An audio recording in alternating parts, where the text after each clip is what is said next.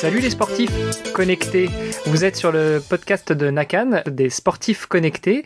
Je suis Hermano et je ne suis pas seul comme à mon habitude sur ce podcast. Je dirais même que nous ne sommes pas seuls puisque à mes côtés j'ai Grégory. Salut Greg. Salut Hermano. Et j'ai la chance de recevoir David. Tu vas nous dire un petit peu ce que tu fais, qui tu es, mais déjà salut David.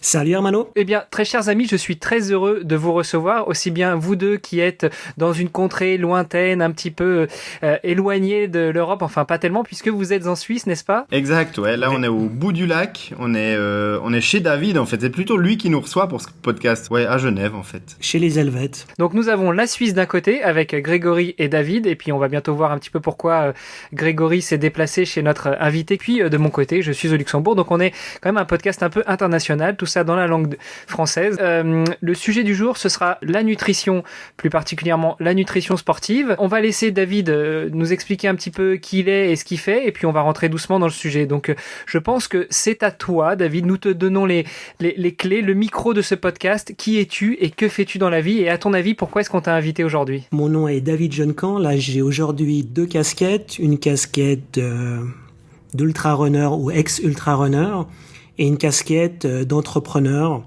avec Almonji, les pionniers de la nutrition suisse, sans sucre et bio en plus. Donc on va pouvoir aborder les deux aspects en tant que coureur à pied et aussi en tant que transformateur maintenant d'alimentation. Donc j'ai un parcours, je pense, atypique. En fait, j'ai été formé aux États-Unis par Stu Mittelman et Phil Maffeton. Alors pour les jeunes du podcast, ça veut peut-être pas dire grand-chose.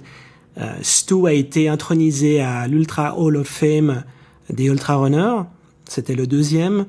Et Phil Maffeton a coaché beaucoup d'athlètes, dont Stu, mais aussi Mark Allen, qui a été quand même 6 fois champion du monde à Kona en triathlon. Oh, voilà. Si tu ouvres la page Wikipédia de l'Ironman d'Hawaï, je pense que Mark Allen, il a vraiment une place de choix dans le palmarès de cette épreuve mythique. Hein. Donc moi, j'ai eu la chance de travailler avec Stu, qui m'a coaché, et j'ai eu la chance aussi de parler avec Phil, qui m'a aussi beaucoup inspiré, aussi bien dans la démarche sportive que la démarche nutritive.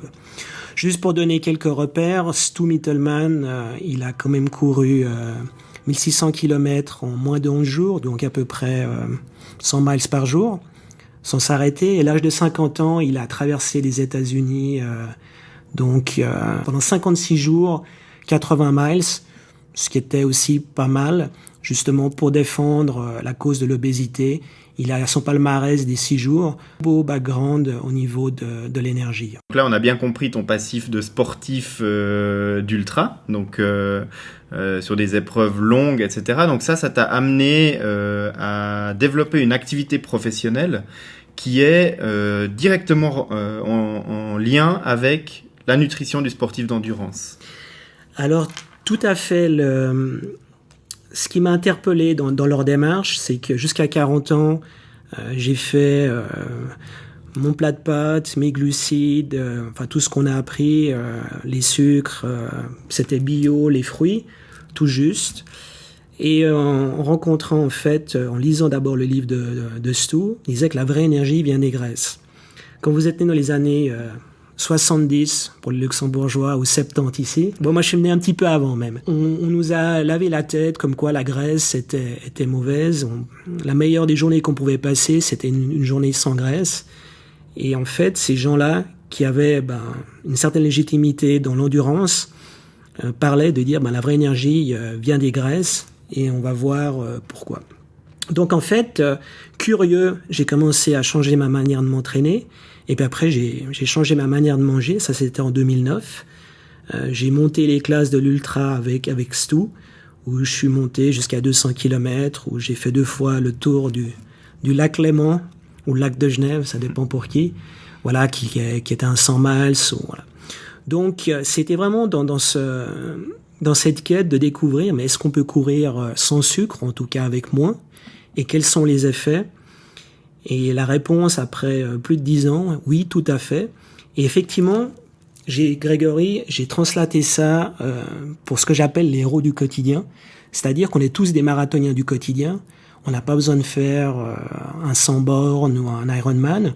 Je dis voilà, vous êtes entrepreneur, vous êtes peut-être père de famille, vous êtes sportif, et on a tous besoin de la même énergie.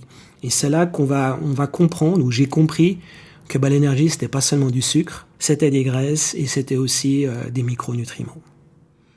Donc ça, effectivement, ça va un petit peu à l'encontre de ce que, même aujourd'hui encore, en 2019, on nous ressasse dans l'entraînement sportif. C'est-à-dire que si vous avez un coup de barre, si vous avez un coup de mou, le mieux c'est de prendre un maximum de sucre en un minimum de temps. Et puis plus l'index glycémique est haut, mieux ce sera pour vous parce que vous allez repartir à fond les manettes. Et en fait, toi, tu nous dis que la vérité absolue, c'est l'inverse. Donc comment expliquer le fait qu'aujourd'hui encore le discours soit hyper axé sur le sucre et sur l'index glycémique élevé? Est-ce que c'est pour des raisons marketing que les marques continuent à faire ça, ou est-ce que c'est parce que les études scientifiques sont contradictoires les unes avec les autres, ou est-ce que dans le monde de l'ultra c'est complètement différent des autres sports, et typiquement sur le marathon, parce que le marketing autour d'une course d'un marathon, je sais pas, Hermano, toi tu as eu une expérience il y a pas longtemps à Rotterdam, sur les stands qu'il y a là où tu vas chercher ton dossard juste avant la course, tu trouves mais que des marques alimentaires industrielles qui vont prôner le sucre. En fait, je me suis demandé où était passé Almonji. Je cours pas beaucoup de marathons parce que je suis pas tellement dans la phase en ce moment d'une reprise active et assez rapprochée de ces courses, mais j'en fais peut-être un par an. Cette année, je me suis dit que j'allais en faire 2, et à chaque fois, sur aucun stand, je trouve du Almonji. Donc effectivement, tu vas sur un marathon expo, que ce soit à Paris, à Rotterdam, à Nice, pour les derniers que j'ai fait et que je connais assez bien, t'as 40% de fringues, 20% de chaussures, et le reste, c'est que de la bouffe très sucrée, et oui, la place du sucre, en tout cas du sucre ultra rapide, est omniprésente. Bon, il y a beaucoup de paramètres dans la question. Alors, il y a deux aspects. Il y a, avant peut-être d'expliquer les deux filières et aller un peu plus en détail, mais rapidement, c'est une industrie. Moi, je viens de l'industrie alimentaire. Petite anecdote, quand notre ami Tim Noakes, je pense que là aussi, il est peut-être pas connu des plus jeunes, mais c'est quand même le pape de la course à pied avec The Law of Running, qui lui prenait du sucre et a changé de position. Mais ça, c'est pas pour l'instant le plus important. Le plus important, c'est qu'il racontait quand il faisait le fameux Conrad en Afrique du Sud, en fait, à cette époque-là, il y avait quasi pas de ravitaillement, il courait avec de l'eau. Et le sucre, c'est vraiment arrivé dans les années plus tard, 70-80, avec Gatorade. Là, j'ai aussi des anecdotes de Phil Maffetone, parce que Stu a été sponsorisé par Gatorade. Quand il était champion du monde de l'ultra, ils ont commencé à aller en football américain. Et là, ils étaient plus du tout intéressés dans la course à pied, parce que c'était un marché beaucoup plus juteux. Donc, ce qu'il faut comprendre, c'est de l'industrie. On balance des tonnes de sucre. Ça, c'est la première des choses. Deuxième des choses, c'est beaucoup plus facile de fabriquer avec du sucre parce que ça conserve, ça coûte moins cher. On va mettre plusieurs types de sucre pour pas pouvoir le déclarer au début pour ceux qui savent pas trop lire les informations nutritives, et ça augmente aussi l'appétence. Là, pas seulement dans le monde sportif, mais dans le monde de tous les jours. Donc, il y a vraiment une logique marketing. Il y a aussi une logique physiologique. En rentrant dans les détails, voilà, j'ai dit pionnier sans sucre. On est tous d'accord qu'à un moment donné, il faut un petit peu de sucre, mais il en faut nettement moins, et on verra quand est-ce qu'on en a besoin. Parce que là, j'ai aussi une approche relativement claire quand on doit l'utiliser. Mais tout ce théâtre ou ce mythe urbain, comme quoi on peut pas s'entraîner, il y a des moments où il faut le prendre et des moments où il faut pas le prendre. C'est tout. Mais on va pouvoir comprendre, si on rentre maintenant dans l'alimentation, comment ça fonctionne. Donc la première question, c'est d'où vient l'énergie. Hermano, d'où vient l'énergie? Du soleil. Waouh! Exactement. Alors effectivement, ça vient du soleil. Donc c'est la photosynthèse, et ça fait c'est une énergie en fait chimique. Les hommes vont manger des végétaux, les animaux vont manger des végétaux, certains bipèdes vont manger aussi des animaux. Donc en fait, on va prendre cette énergie chimique qu'on va transformer en énergie mécanique. OK ? On a 3 gros blocs. Vous avez tous entendu parler des macronutriments et des micronutriments. Donc les macronutriments, on est justement dans les lipides, les glucides et les protéines. Et puis les micronutriments, c'est tout ce qui est minéral, les minéraux, et tout ce qui est vitamines. Pour la faire très simple, tout ce qui est micro, c'est en fait des petits boosters pour faire marcher toute l'usine qu'est le corps. Et ensuite, dans les macros, on va pouvoir transformer cette énergie en digérant les acides gras, les acides aminés et le glucose, qui va se transformer en fait en cette fameuse ATP, adénosine triphosphate, mais ça c'est pas important. En fait, faut vous imaginer que c'est des électrons d'hydrogène qui arrivent dans nos cellules. Et on va déjà voir que la graisse, elle est beaucoup plus efficace parce qu'il y a le double d'hydrogène que dans la protéine ou le glucose. Ça, c'est la première des choses. Donc voilà, on arrive, on a du fuel. Maintenant, il y a, avant d'aborder les deux types de fuel, on va parler de la calorie. On va revenir à Phil Maffeton qui expliquait quand Mark Allen gagnait Kona, les journalistes lui posaient la question, mais oui, il a pris combien de calories? Il a pris combien de calories? Alors on sait que la calorie, c'est 4,13 kilojoules. En fait, c'est une mesure qui a été faite pour monter d'1 degré 1 décilitre d'eau. Ok? Mais la mathématique, elle s'arrête pas là. Après, on va dire qu'il y a pour les protéines et les sucres, il y a 4 calories par gramme. Pour l'alcool, il y a 7. Et pour les graisses, il y a 9. Ok? Donc mieux vaut même l'alcool que le sucre. Oui, oui, oui et oui. Le problème de l'alcool, c'est qu'il faut... Je garde, tu reprends la question pour après? C'était plus une boutade, mais on peut la garder pour tout à l'heure. En fait, la première des choses, c'est la satiété. La satiété, ça vient principalement des fibres, de l'eau et de la protéine. Donc, suivant ce qu'on mange, on n'aura pas la même satiété. L'autre chose qui est très importante et qui va nous occuper après, c'est l'effet sur les hormones. L'insuline, les hydrates de carbone, c'est le moteur de l'insuline. C'est-à-dire que l'insuline, quand on prend du sucre dans notre système, il faut s'imaginer, pour les auditeurs, c'est 5 grammes en moyenne encore. 5 grammes, c'est une cuillère à café. Dès qu'on dépasse ce taux-là, on a ce qu'on appelle la glycémie qui monte. C'est simplement le taux de sucre dans le sang qui monte. Et plus ce taux de sucre va monter, plus il va falloir le baisser. Il faut savoir que c'est toxique. Les diabétiques, on leur coupe les membres à la fin parce que en fait, ça va non seulement créer de l'inflammation, mais ça va attaquer les terminaisons nerveuses. Et en plus, le sucre, comme c'est toxique, quand on a du sucre dans le système, on arrête de brûler les graisses. Et ça, c'est un point très important. Donc, je répète, quand on a du sucre dans le sang, on arrête de brûler les graisses. Et souvent, on prend du poids. C'est pas parce qu'on mange des graisses, c'est parce qu'on mange du sucre. Et donc, comme le sucre est le moteur de l'insuline, et l'insuline est le moteur des graisses, on arrive à ceci. Donc ça, c'est très important, ce qu'on va mettre dans l'estomac. Ensuite, c'est l'apport en nutrition. On a parlé des micronutriments. On peut très bien s'imaginer que si on prend 1 kilo de blé divisé par sa calorie ou 1 kilo de brocoli divisé par sa calorie, en termes de nutriments, on aura quand même dans le brocoli quelque chose de plus intéressant. Et après, il y a encore toute l'absorption. L'absorption, les graisses, ça passe tout droit. Ensuite, le sucre, s'il n'est pas transformé tout de suite en énergie, il va se transformer grosso modo en graisse.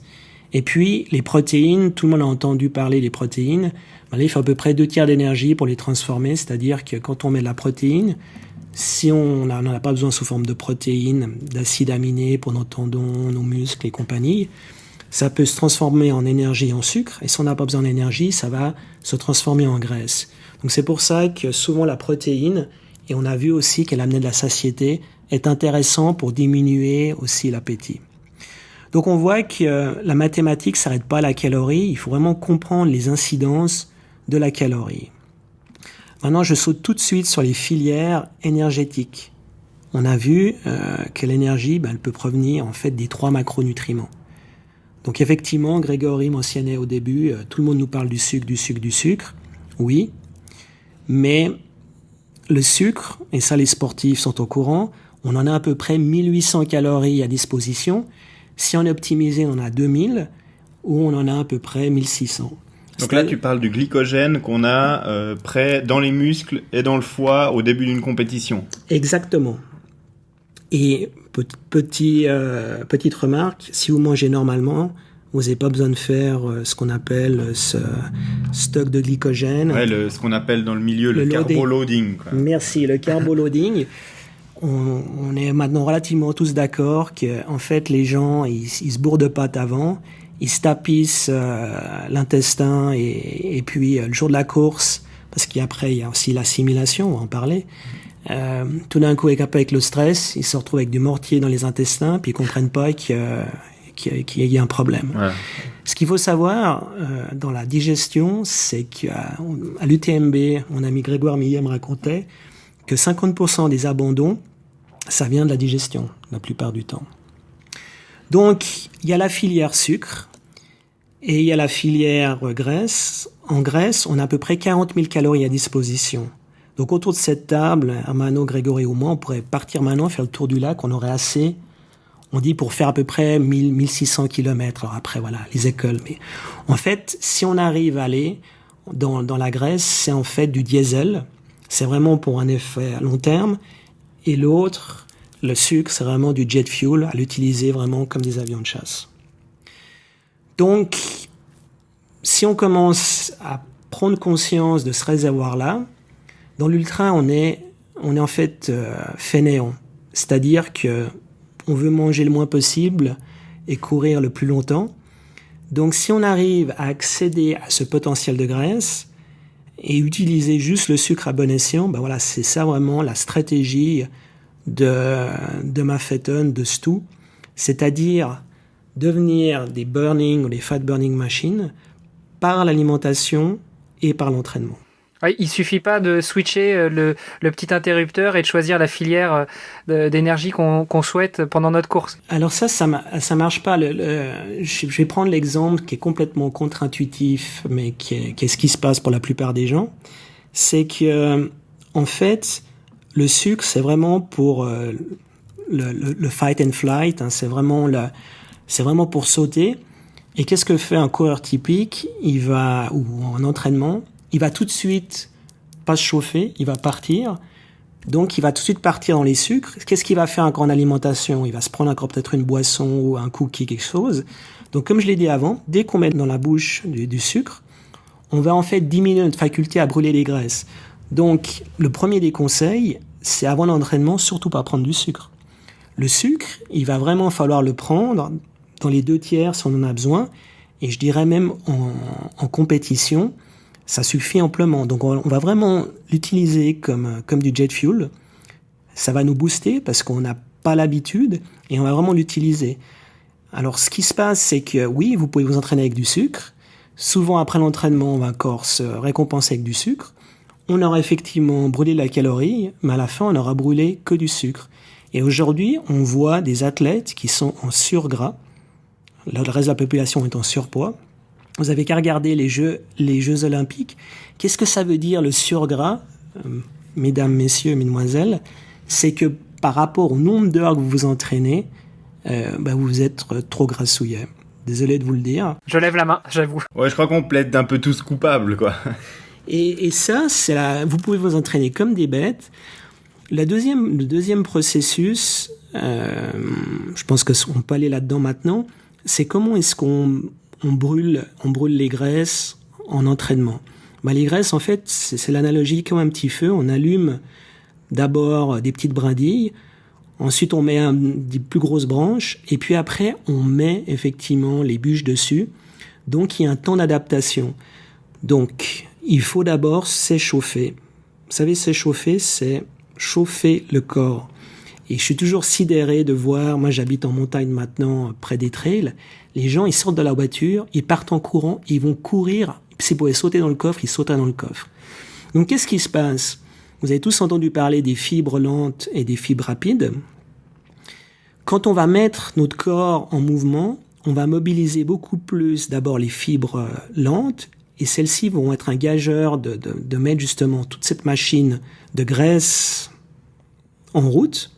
Et petit à petit, on va monter à son seuil. Alors après, il y a des seuils techniques.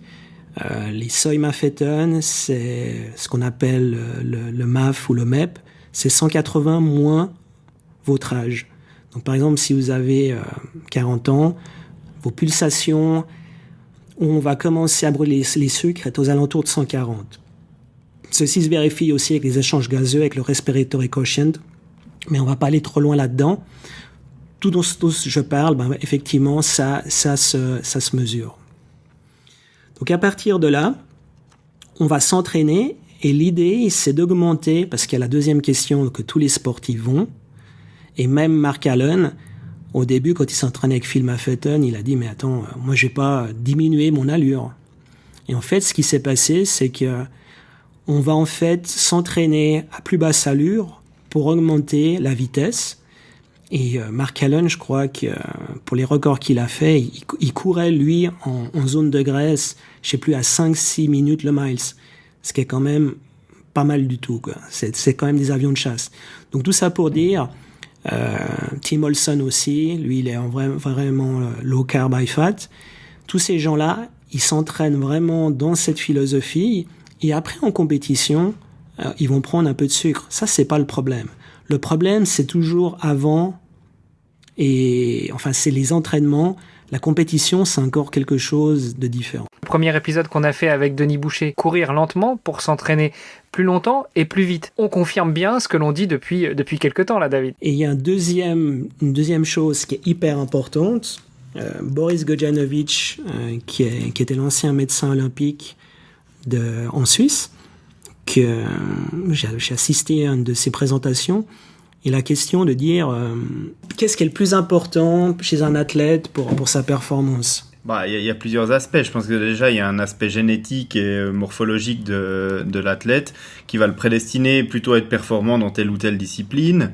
Ensuite, je pense qu'il y a une partie mentale, il y a une partie de résistance à la douleur. Enfin, vraiment, ça fait... Oui. Alors, admettons qu'ils ont tout ça. En fait, c'est pas de se blesser. Lui, il posait la question à tous ses athlètes. Les autres, c'était plus s'entraîner, mental et tout. Et moi, j'étais un des seuls à dire, faut pas se blesser. Parce qu'effectivement, plus on va s'entraîner dans les tours, plus on a une propension à se blesser. Plus on va manger du sucre, plus on a un terrain acidifiant. Plus on va faire du sport, plus on va créer de l'inflammation. Mais d'abord, la première blessure, la blessure physique, c'est aujourd'hui on sort du labo et puis on se tord le pied dans l'escalier.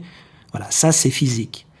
Par contre, il y a la blessure dite chimique qui commence justement par le surentraînement, qui commence par pas se chauffer, qui commence par manger trop de sucre ou vraiment avoir un terrain acidifiant.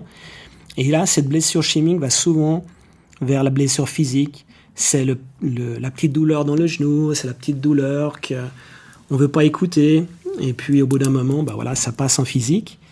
Et la troisième, c'est la blessure mentale. Je pense que vous avez tous connu des athlètes qui ont bourré une saison et ils se retrouvent à la saison d'après, ils n'ont pas envie d'aller s'entraîner. C'est juste le burn-out sportif. Et c'est aussi simple que ça. Et donc ta théorie, c'est que le burn-out sportif viendrait finalement de l'alimentation et du surentraînement. Complètement. Et la manière de s'entraîner, encore une fois, pour ceux qui veulent perdre du poids, c'est complètement contre-intuitif, mais en fait, il faut s'entraîner doucement. Ça n'empêche pas de mettre après des séances, d'augmenter un peu la variabilité du cœur. Mais en fait, l'approche de Stu et de Phil, c'est vraiment quasi 70-80% du fond. Et vraiment la petite cerise sur le gâteau. Et au début, quand ils m'ont pris en main, on a vraiment commencé à faire de la vitesse, vraiment après 6 mois, une année, quoi. Enfin, des accélérations. Et je pense que sur la liste des adeptes de ce type d'entraînement, tu peux effectivement rajouter Denis Boucher, tu peux rajouter Paul Sardin, qui est mon entraîneur, et je pense de plus en plus de gens. Mais tous les labos du sport vont le dire. Moi, je suis allé faire un test d'effort encore il y a pas longtemps sur le vélo.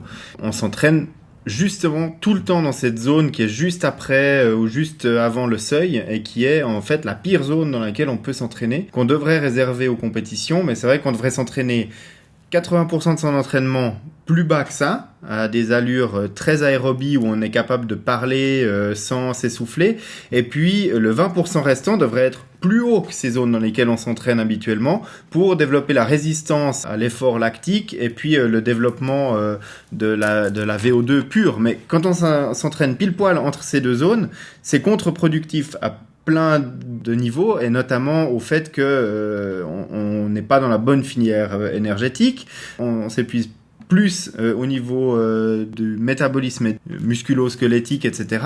Et puis, comme en plus David nous le dit maintenant, on n'exploite pas les bonnes filières énergétiques et du coup on n'entraîne pas le corps dans la bonne zone. Qu'on s'entraîne pas dans la bonne zone et que ce soit l'erreur classique de beaucoup de sportifs, voire malheureusement de certains entraîneurs qui poussent leurs athlètes à aller dans ces zones-là, c'est une chose. Après, moi, j'ai 2 questions. La première, c'est comment est-ce que l'on fait pour détecter son seuil un peu tout seul quand on n'est pas forcément accompagné par un entraîneur ou qu'on n'a pas la chance de pouvoir aller dans un labo faire un test d'effort. Donc, comment est-ce que, plus ou moins à l'instinct, on arrive à déterminer ce seuil? Et la deuxième question, David, elle sera pour toi. Qu'est-ce que tu apportes, toi, à s'entraîner mieux et à soigner leur alimentation? Arriver au seuil, en fait, c'est très simple. Si on n'a pas de fréquence cardiaque, la fréquence cardiaque, on l'a dit avant, c'est 180 moins son âge. Mais il y a une chose qui est toute simple, c'est la respiration. Dès qu'on commence à faire du bruit, c'est qu'on commence à aller dans le seuil des sucres. Un bon exercice, moi je cours maintenant depuis des années, avec la bouche fermée, c'est de respirer par le nez, parce que ça nous oblige déjà à réduire la vitesse. Quand on l'augmente, il faut avoir une bonne oxygénation. L'autre chose, il y a après ce que j'appelle tous des marqueurs kinesthésiques, c'est-à-dire que quand on est dans la zone, on entend les sons, on peut dire bonjour aux gens, on est un petit peu dans ce que je dirais ce groove, on est conscient, on peut se laisser aller, mais on n'est pas du tout. Dès qu'on arrive dans le sucre, on arrive dans ce que j'appelle cette vision tunnel. Pourquoi ? Parce que le sucre commence à partir du cerveau, on se concentre beaucoup plus sur nous. On voit combien de coureurs qui arrivent même pas à dire bonjour quand on les croise en campagne. Moi, je comprends pas, mais je comprends en fait que physiologiquement, ils sont en survie, ils sont en train de souffrir. Je pense que des fois, ça doit être moi. Hein. Et voilà, donc ça, c'est toute une approche aussi, quand je fais du coaching, qu'on apprend, qu'on fait. Et on a ces repères kinesthésiques, parce que ce qu'il faut savoir, c'est qu'au bout de plusieurs heures de compétition, le cœur, après, il va rebaisser, enfin, il faut avoir d'autres marqueurs. Mais très simplement, c'est que si on commence à être concentré sur nous, à être en survie, et puis à respirer, on brûle les sucres et là on passe le seuil. Peut-être que pour l'alimentation, on va passer directement à un exercice pratique pour nos auditeurs, parce qu'en venant ici chez Almonji, j'ai pris avec moi 2 barres énergétiques qu'on trouve sur le marché, donc qui sont des barres industrielles. Donc on a une barre Power Bar et puis une barre Cliff. En l'occurrence, je posterai une photo des différents emballages qu'on a ici autour de la table pour que les auditeurs puissent les consulter sur l'article du podcast sur podcast.nakan.ch. Mais là, en l'occurrence, David, est-ce que tu peux nous aider à déchiffrer dans la vraie vie la composition énergétique de ces différents emballages qu'on a sous les yeux et puis nous dire lesquels sont adaptés à ton sens, à une consommation sur un sport d'endurance, donc pendant l'effort, et puis les indicateurs qui doivent alerter le consommateur que nous sommes, rien que la liste soit de la composition au niveau des ingrédients, soit au niveau de la teneur énergétique de ces différentes barres. Première chose, vous verrez les paquets. Grégory, tu peux témoigner. Là, il y a au moins l'air d'avoir au moins 20 à 30 ingrédients dans chaque paquet, en tout cas pour les 2 barres que tu as amenées. Oui, alors là, on peut le confirmer, puis je posterai une photo sur le site avec la liste complète. Donc, l'industrie utilise 20 ou 30 ingrédients. Encore une fois, c'est pour conserver, c'est pour baisser les coûts. Et là, je vous parle en tant qu'ex-financier d'un grand groupe alimentaire qui s'appelait Kraft Foods, maintenant qui s'appelle Mondelez. Donc, on fait ce qu'on appelle la reformulation. Voilà, on va pas s'éterniser là-dessus. Donc, quel est l'impact, avant de lire les infos nutritives? C'est l'assimilation. notre bar Almondji, les E-Cubes, ils ont que 5 ingrédients. On va déjà intuitivement se dire, c'est plus facile de digérer de l'alimentation qu'une formule alimentaire, parce que ça, c'est des formules alimentaires, d'accord ? Autre chose, notre bar, elle a que des éléments naturels. Elle a de l'amande, du blanc d'œuf et puis un peu de miel. Mais le miel, on l'a utilisé justement comme un épice et juste pour faire un petit apport glucidique. Vanille, poudre de cacao, pardon. Là, on regarde 2-3 aliments. Il y a la maltodextrine, il y a inverted sugar, etc. Il faut savoir que tous ces éléments, ils vont être plus difficiles à assimiler. Et ça, c'est vraiment en compétition. Si on prend la compétition, c'est vraiment l'assimilation. Après, en entraînement, voilà, on peut manger du Toblerone. Ça serait presque la même chose que ces bars. Et je sais qu'il y a un coureur qui monte des montagnes et qui court très très vite, on va pas le nommer, qui apparemment est fameux pour manger du Toblerone. Mais je vous ai rien dit. Donc là, on est vraiment sur la digestion. Dernier point, la digestion. Il faut savoir que notre produit, il est plutôt monosaccharide. Le miel est monosaccharide, alors que les céréales sont polysaccharides. Alors effectivement, polysaccharides, c'est plusieurs sucres, c'est plus difficile à digérer. Ça, c'est la première des choses.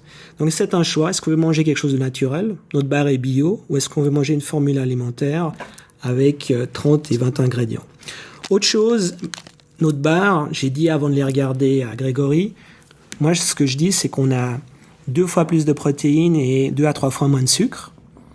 Tu peux confirmer, sans aller dans les ratios, notre barre, elle est, si je regarde nos sucres au 100 grammes, on est à 13 grammes. C'est-à-dire que dans la portion, on est à 6 grammes.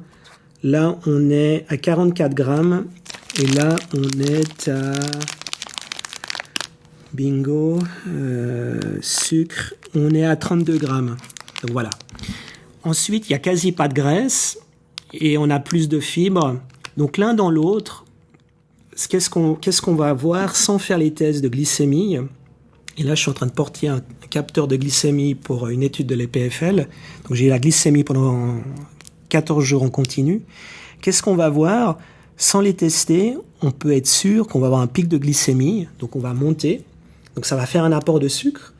Et puis, après, il va y avoir le crash. Ces types de barres-là, si on veut justement à 2/3 de la course en prendre un petit peu, mais pourquoi se fatiguer ? On pourrait tout à fait prendre de l'eau avec du miel ou une boisson un peu sucrée, ça ferait tout à fait l'effort. Stu Mittelman me disait jusqu'à 100 km, il n'y a pas besoin de manger. On a fait une émission avec Grégoire Millet qui citait Tim Noakes. Il disait jusqu'à un marathonien, jusqu'à 2h20, il a techniquement pas besoin de prendre d'apport, il peut courir. Après, il faut quand même qu'il prenne un peu de sucre.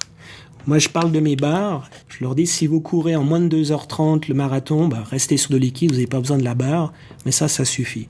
Tout ça pour illustrer que on revient à la stratégie. Je suis sportif, je m'entraîne ou je fais une compétition. Je veux brûler le plus longtemps possible mes graisses et partir sur mes sucres. Cette stratégie, elle joue aussi bien pour des sports des crossfitters, pour des hockeyeurs, des sports plus violents. Plus on va être capable de brûler nos graisses, moins on aura d'inflammation. Et après, on va utiliser effectivement le sucre comme du jet fuel. Donc voilà ce que je peux vous dire sur ces barres. Et après, c'est la même chose avec les céréales. Les céréales, c'est des glucides et des fibres. Nous, on a fait un petit déjeuner à base de noix et de graines, infusé à basse température aux épices. 20% de protéines. 20% de protéines, c'est l'équivalent d'un saumon. On a des pains aux amandes. C'est toujours la même philosophie. C'est des pains aux amandes ou avec des œufs ou avec du tofu soyeux. Là, c'est tous des produits qui ne font pas monter la glycémie. Il y en a un dernier, c'est un cracker. Vous pouvez appliquer les mêmes principes, mais il faut être conscient que dès que vous allez mettre du sucre dans votre bouche, vous allez arrêter de brûler des graisses et vous allez devoir en reprendre beaucoup plus. C'est pour ça qu'on se retrouve sur des problèmes de digestion, parce que ça, c'est aussi le corollaire. Les produits, quand on a adapté en graisse, on mange moins, donc on va plus loin. En ce qui me concerne, juste pour être transparent avec nos auditeurs, j'ai rencontré David il y a quelques semaines ou peut-être un mois pour préparer cet épisode du podcast. Et puis là, je lui ai acheté quelques-uns de ces e-cubes Almondji, et puis je les ai testés pendant mon entraînement régulier sur des sorties longues de course à pied. Alors, c'était des sorties de moins de 2h20. Pour les sorties à vélo, c'était des sorties de 3-4 heures. Je veux dire, au niveau de l'alimentation, la plus grande barrière, elle est psychologique, à se dire, on a tout le temps fonctionné avec du sucre rapide. On a toujours l'impression qu'au moment où va arriver le coup de barre, va nous falloir du sucre parce qu'on est conditionné psychologiquement pour ça. Et puis, c'est vrai qu'il y a un moment ou un autre, on a une baisse de performance. Et puis là, on se dit vite du sucre. Et puis, c'est peut-être pas en fait le bon réflexe, parce que ça va nous requinquer pendant quelques minutes. Mais après, comme le disait très bien David, on va avoir une montée d'insuline, et puis après, la chute qu'il y a ensuite au niveau de la glycémie, elle va de nouveau être fatale au niveau de la performance sportive. Donc, j'ai testé les e-cubes, et puis ce que j'ai constaté alors en premier effet, c'est surtout la facilité que j'ai eue à digérer ça pendant que j'étais en train de produire un effort, par rapport aux 2 autres barres que j'ai amenées avec moi ce soir, qui en général ont un petit peu plus de difficulté à passer en carburant que je peux exploiter en course à pied, quoi, pour dire les choses poliment. Et je pense que la première constatation que tu aurais pu citer, c'était aussi le goût. Parce que moi, j'ai eu l'occasion de tester ces cubes-là il y a quelques années, et c'est vrai que au niveau du goût, on est quand même sur quelque chose de beaucoup plus agréable que les barres traditionnelles. Oui, alors ça aussi, tout à fait. Et puis, d'un autre côté, c'est un goût qui est moins agressif, donc qui ne va pas forcément nous inciter ensuite à ingurgiter un demi-litre d'eau pour essayer de faire passer ça. Et ça aussi, c'est important au niveau de la digestion, et puis de pas surcharger l'estomac. Donc effectivement, tu as tout à fait raison de souligner ça.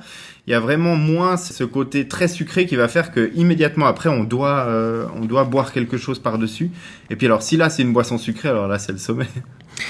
Alors juste pour rebondir sur le seuil psychologique au début, moi effectivement, je me demandais comment j'allais tenir sur la distance sans manger. Et après, dans mes années où j'ai fait les compétitions, je m'entraînais 5 à 6 heures avec de l'eau et des électrolytes, donc sodium, potassium, magnésium, calcium, c'est tout. Et je mangeais, là les e-cubes c'était sur la rentrée, donc c'était des entraînements de 5 à 6 heures. 5 heures, je faisais un marathon, 6 heures, 50 km, 2 fois par semaine, en courant tous les jours. Donc en fait, bien sûr, la vitesse, on parle toujours de la vitesse, mais quand on fait du fond, même on avait des entraînements de 4 heures sur piste pour faire les épreuves, ce qu'on appelle circadiennes, les 24 heures. Et là, ils me mettaient 1 heure de sprint, et je faisais ça en sandwich. Bon, bien sûr, j'étais pas sur des allures de marathonien, mais en fait, on peut aller beaucoup, beaucoup plus loin. Et on peut encore aller plus dans les détails, un petit goût sucré, ça suffit. Mais on n'a vraiment pas besoin. Moi, ça fait depuis 2009 que je m'entraîne à jeun. J'ai mes premiers repas à 11h midi, et j'ai pas du tout faim parce que je suis adapté en graisse, à brûler des graisses. J'ai pas de carence, voilà. Donc il y a vraiment beaucoup de mythes. Il y a des moments, effectivement, il faut aussi s'alimenter des fois un peu différemment. Ça m'est aussi arrivé de passer dans des entraînements où j'avais passé les seuils et là j'ai repris du sucre. Mais voilà, on est vraiment dans de la biochimie 101, et c'est relativement simple, mais malheureusement, 80 ou 90% des athlètes sont toujours sur il faut prendre du sucre. Et pour finir, on arrive à des athlètes maintenant qui viennent, qui sont en surgras et qui viennent diabétiques et qui perdent leurs dents. Et ça, c'est mon dentiste qui me l'a dit. Il savait même pas ce que je faisais. Il m'a dit l'autre jour, mais je comprends pas, cet athlète-là, en fait, il était toujours en train de prendre des boissons sucrées et il avait les gencives qui étaient attaquées. Voilà. Argument de plus s'il en fallait pour limiter ou éliminer le sucre de notre entraînement. Mais là, ce qui est intéressant aussi, c'est la partie limite psychologique, devoir s'alimenter pendant un effort d'endurance. Parce que c'est vrai que ça aussi, c'est quelque chose que nous, en tant que sportifs amateurs, quand on va se renseigner sur la littérature grand public sur le sport, c'est clair que ces informations-là, alors très clairement influencé probablement par le marketing et par les marques qui sont très très fortes là-dedans, mais c'est voilà notre gel pour votre 5 km. Donc vu que on nous propose un gel pour un 5 km, comment ensuite faire comprendre à un athlète qui va partir sur un marathon en lui disant sur ton marathon une cuillère à café de miel, ça te suffira pour finir ton marathon. Donc effectivement là il y a un énorme travail aussi psychologique à faire là-dessus et oser partir s'entraîner pendant 3 heures peut-être avec juste de l'eau, des électrolytes, et ne rien consommer de solide pendant cet entraînement-là. Moi, ce que je te propose, Greg, c'est que on fasse marcher de bouche à oreille. C'est-à-dire que on propose à nos auditeurs de nous faire un petit retour sur cet épisode et éventuellement, si on a un petit pool de 4-5 athlètes qui veulent tester, on leur offre un paquet d'Almonji et ils voient déjà ce que ça donne en termes de goût, ce que ça donne en termes d'assimilation, parce que corrige-moi David, mais dans des sachets de E-Cube, il y en a combien? Il y a 3 E-Cube. 3 E-Cube, donc si on leur offre déjà un paquet, si on leur demande de tester ça, en partant du principe qu'ils prendront 1 cube par entraînement, faire 3 entraînements, voir ce que ça donne, et puis si ça leur plaît, on peut les inviter à réagir en audio dans un prochain épisode, pour que finalement les gens se rendent compte que la filière sucre, c'est peut-être pas la meilleure chose. Cette discussion me fait énormément penser au lobby de l'essence. Ça fait des dizaines d'années qu'on nous dit que l'essence et son corollaire, le diesel, c'est pas bon pour la planète, ça coûte de plus en plus cher. Pourquoi est-ce qu'on passerait pas à l'électrique ? Je suis pas certain que ce soit qu'un problème de prix des voitures qui soit exorbitant et que la voiture électrique, elle soit réservée uniquement aux bourses les plus fortunées de notre planète. Je pense aussi que c'est un problème de lobby et ça me rappelle énormément ce problème de l'alimentation dans le sport, voire même peut-être l'approche du sport. Comme disait David, 80% des gens s'entraînent toujours bien trop vite, bien trop fort, alors qu'il faudrait un peu baisser la voilure pour s'entraîner plus vite et plus longtemps. Je pense que là, on a vraiment bien touché à l'essence même du message qui est communiqué en masse aux sportifs amateurs et aux sportifs d'endurance.